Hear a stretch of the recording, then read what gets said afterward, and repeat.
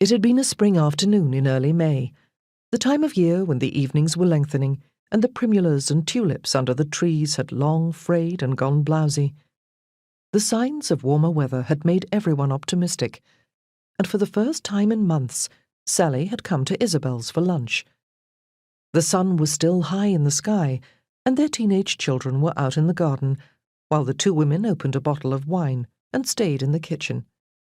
The windows were open, the gingham curtains fluttering lightly in the breeze, and from her place at the table, Sally watched the teenagers.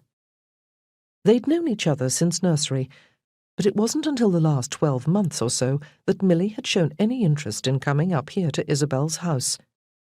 Now, however, they were a gang, a proper little group, 2 girls, 2 boys, 2 years apart in age, but at the same private school, Kingsmead.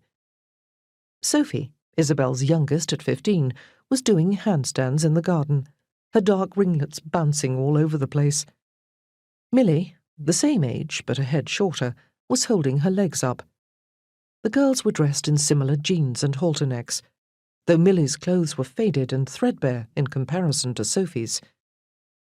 "I'll have to do something about that," Sally said ruminatively. "Her school uniform is falling to pieces too. I went to Matron to see if I could get a second-hand one, but she didn't have any left in Milly's size.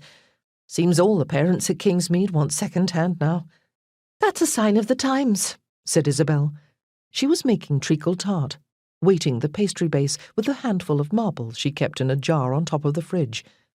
The butter and golden syrup were bubbling in the pan, filling the kitchen with a heavy, nutty smell.